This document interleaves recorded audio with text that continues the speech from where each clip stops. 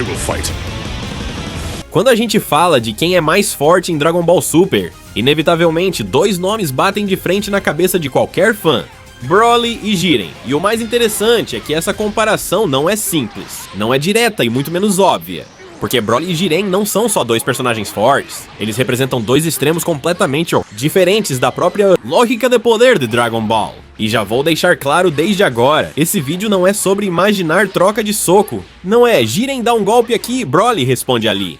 Isso é fácil, isso qualquer um faz. Aqui a ideia é entender como o poder de cada um funciona, o que cada um já mostrou, o que a obra deixa subentendido e, principalmente, quem realmente está acima quando a gente tira o emocional da frente. Vamos começar pelo Jiren, porque o Jiren é um personagem que, quando ele aparece, Dragon Ball muda de tom, não é exagero. O torneio do poder inteiro gira em torno dele mesmo quando ele está parado, meditando, sem fazer nada. Os deuses ficam tensos, os anjos observam com atenção, os próprios Hakaishins deixam claro que ele não é um mortal comum.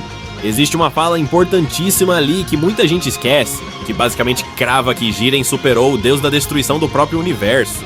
E isso não é pouca coisa. Isso já coloca o Jiren num patamar que quase ninguém alcançou sem ser entidade divina. O mais assustador no Jiren não é só o quanto ele é forte, mas como ele é forte. Ele não tem transformação, ele não tem modo Berserk, ele não tem explosão emocional. O Jiren é poder base, é força pura, lapidada, controlada, sólida. Ele entra no torneio do poder já no máximo. Ele não está ali para crescer, ele está ali para provar um ponto. E durante boa parte do torneio ele nem luta sério, ele simplesmente observa. E quando decide agir, ele apaga personagens que estavam dando trabalho. Absurdo para Goku e Vegeta como se não fossem nada. O Goku usa Super Saiyajin Blue, não funciona. Usa Blue com Kaioken, não funciona. Usa Genkidama, uma das técnicas mais simbólicas da obra. E o Jiren simplesmente resiste, não só resiste como sai andando. Aquilo ali foi um recado claro da série. Existe um nível acima do que a gente estava acostumado, e quando o Goku finalmente desperta o instinto superior, que teoricamente seria o auge do poder marcial, o Jiren ainda consegue acompanhar, pressionar e, em certos momentos, até dominar. Isso é fundamental de entender. O Jiren não perde porque é fraco. O Jiren perde porque o Goku ultrapassa a própria lógica do corpo naquele momento específico. Mesmo assim, o Jiren cai de pé, exausto, mas sem nunca parecer inferior de verdade. Ele perde mais para o roteiro do que para o adversário. Agora, quando a gente vira essa câmera para o Broly, o clima muda completamente.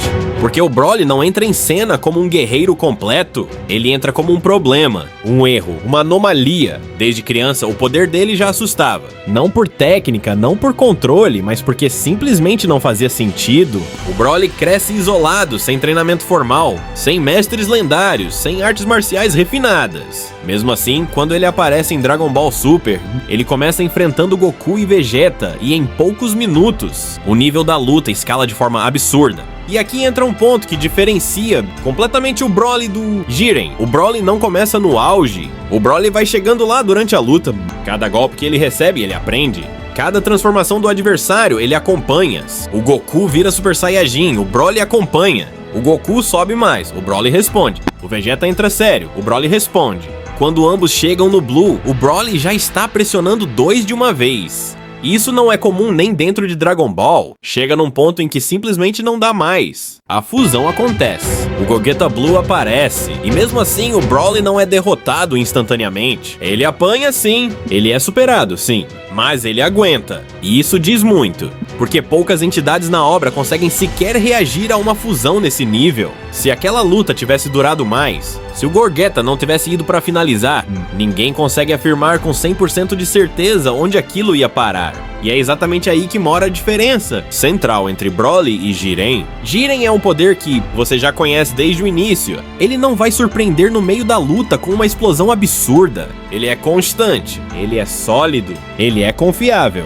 Já o Broly é imprevisível, ele é crescimento puro. Quanto mais tempo passa, mais perigoso ele se torna. E isso é assustador até para deuses. Agora, quando a gente coloca os dois na mesma linha e tenta comparar, é aqui que muita gente erra. Porque tentam responder essa pergunta como se fosse simples, quem ganha? E Dragon Ball nunca foi tão simples assim. O que a obra mostra é que no estado atual, o Jiren ainda é o topo do poder mortal estabilizado. Ele já chegou lá, ele já domina esse nível. Ele já provou isso enfrentando o instinto superior de frente. Mas o Broly é o tipo de personagem que ainda não terminou de mostrar tudo.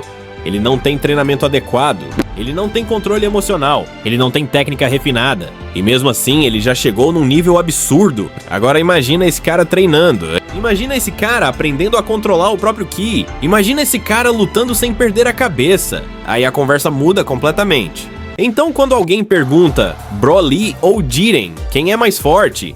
A resposta mais honesta é: hoje, Jiren é superior em domínio e consistência. Mas o Broly tem tudo para ultrapassar qualquer um, inclusive o Jiren, se continuar existindo dentro da narrativa. O Jiren representa o auge do esforço e da disciplina. O Broly representa o terror do potencial bruto sem freio.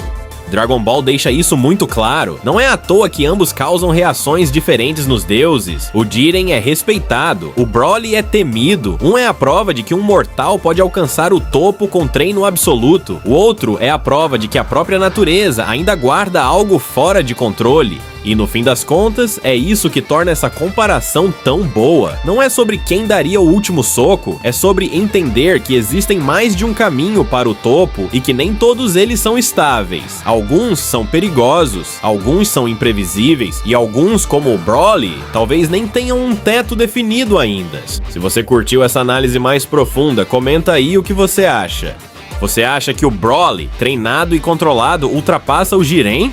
Ou acha que o Jiren ainda tem muito mais a mostrar? Se inscreve no canal, deixa o like e assista até o fim, porque o próximo vídeo vai elevar essa discussão ainda mais.